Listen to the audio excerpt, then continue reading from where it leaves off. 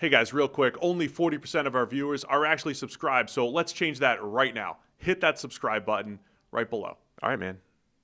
Green Bay by 7 in New York. New Jersey. I'm going with Green Bay somehow to win and cover this on the road. I mean, I got to stay true to Apparently, Jameis is in. I don't know what Jameis is going to do. You're still waiting for his MVP season. Yes. Jameis and an interim head coach, vibes through the roof. Vibes. For the Giants. I'll take the Giants. Harry's going to take Green Bay. He doesn't know. He doesn't know. Houston Texans at the Tennessee Titans. He's not saddled by your previous take of eventually Jameis will put it all together. He doesn't know about Jameis's volatility. I had a theory before. What was it? Yeah, it doesn't matter. I think I had a working theory a couple of years ago that the more volatile quarterbacks are inherently when PFF was trying to make betting products and everything. I was like, what if you just threw Jameis Winston types out of the sample? Like, do they screw up the sample so much because of their volatility? And if you throw them out of the sample, would that increase your hit rate type of thing? Jameis Winston is the East German judge. You just take the score out. Just throw it out. Doesn't count. I still think every time you see like the league-wide trends, like points are up, like interceptions are down over the last 3 years. It's like it's literally just Jameis not starting. Or yards per attempt are down. It's literally just Jameis not Has starting. Jameis been benched or not determines. He's a force multiplier for league average trends in every direction. Houston Texans at the Tennessee Titans, Sunday at 1. Texans by 6.5 here. Still don't know about C.J. Stroud. I think Sounds like he's going to be out. Yeah. I don't know if that's always how it works with concussions as far as the recovery. It was a huge blow to the head. He hasn't come out of the protocol yet, so he's still in he's not cleared for anything, even if. So it might be the second straight week without C.J. Stroud. I think if Stroud was there, the line's probably closer to 10. I know it's on the road. Davis Mills did a really nice job after a slow start. Led that big comeback last week. I believe he's also on the injury report. He's at least on there, but expecting him to play and have a second straight start here against the Titans, who are 1-8. Yeah. Texans may have saved their season last week. Yeah. Chance to get back to 500 here. I mean, they stayed alive at least. I mean, this is, they're one of a few teams just trying to remain with a heartbeat and get deep enough into this playoff mix that they could go on a run and maybe turn things around. I will tell you what the schedule is, though.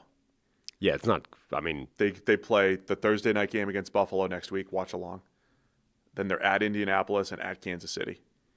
So Texans have to take care of business this week, get to 5-5, and then play Bills, Colts, Chiefs over the next 3 weeks and see if they're legit or if they're not a playoff team this year. Unfortunately, if we are, in fact, without C.J. Stroud, we miss out on this thing, which is Seth Payne tweeting that the last time C.J. Stroud had a concussion and came back, he earned the most glorious broadcast graphic the sport has ever seen, which is Stroud and his head coach sitting on an actual Houston Texan logo mechanical cow. Yeah, mechanical bull bouncing around. It's quite the graphic. I mean, that must have been a meeting, the ideation session for that graphic must have been something. How many iterations of the mechanical bull do you think they had? Just how do you, the blue sky thinking that came up with that. Like, who pitched that as a thing? What if we took Stroud and Ryans. Is this CBS? And Fox? put them on a mechanical bull. This looks like a Fox graphic, right? Colored the shape of the Texans graphic and had them just bouncing around while we put some graphics beside it. Like the idea came out on Monday.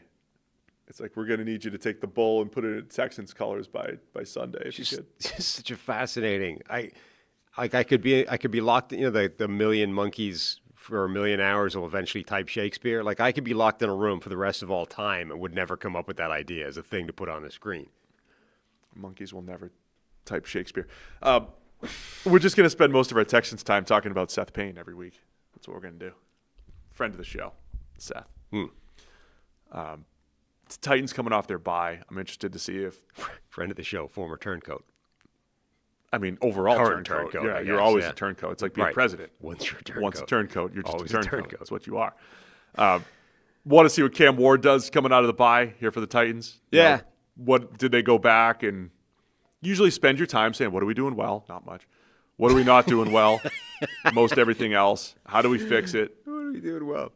Nothing, really. Calvin Ridley's supposed to be coming back, and it's another tough challenge for Cam Ward going up against this defense with their pressure package. Yeah. All the pressure that they create and the tight man coverage. Maybe Ridley helps a little bit winning some one-on-ones, but see if they can get anything going offensively. I mean, that's the big thing. Like, how can they survive against this Texans pass rush, particularly the two edge rushers who are both dominating right now? Will Anderson, Donnell Hunter, those guys are both absolutely cooking. The Titans' offensive line is better than it used to be, but it's still not good, and I don't know if they can hold up against that group. We did see the Titans a couple weeks ago create a lot of havoc against Justin Herbert and that bad offensive line, the sim pressures, the five-man rushes that they bring. Jeffrey Simmons has had an outstanding season for Tennessee. I do think they could, have some success against the Texans. You summed up Houston a couple weeks ago as if they face a good pass rush, they're struggling. If they face a bad pass rush, they can hold up. Tennessee on paper doesn't have a good pass rush. They traded Draymond Jones during the bye week. But the sim pressure stuff is the type of thing that has messed with Houston quite a bit, and the Tennessee Titans do run that. It is a Ravens-ish derivative scheme. Could be a way that Tennessee creates some havoc on Davis Mills. Yeah, it's possible. I mean, Davis Mills, he's got like 6 wins or something in his career, and half of them have been against the Jags. So any other team has got to be looking at Davis Mills and going, there's a pretty good chance we can get after him and win the game. Wasn't that Daniel Jones against Washington? Like all his games were against Washington, or all his wins until he got to the Colts, of course. All right, I got not much else on this one. No, I mean it doesn't feel like a barn burner.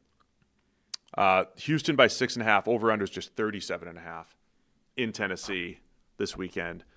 Again, my eyes are on Cam Ward, his development. Can we get the ball out of his hands quicker? Cut down on the sack rate. Do they use his legs a little bit more? We've asked that question, right? If you're going to take all those negative plays, can you make up with it with a couple first down scrambles or whatever it might be? So I want to keep an eye on that from a Titans perspective. Yeah, I mean, I would tap into that more. On the other hand, the cautionary tale there is Jackson Dart. I get it. You used him a lot as a runner, and now he's been concussed 4 times straight.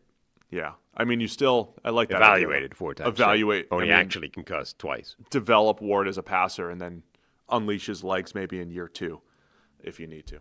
6.5 here. Where are you going to go? I'm going with the Texans to cover this. Same, as will Harry. Texans by 6.5. We'll all take it. Thanks for watching all the way to the end of the video. Check the Mic is live Monday, Wednesday, and Thursday, so be sure to hit subscribe so you don't miss a video. You heard the man. Subscribe.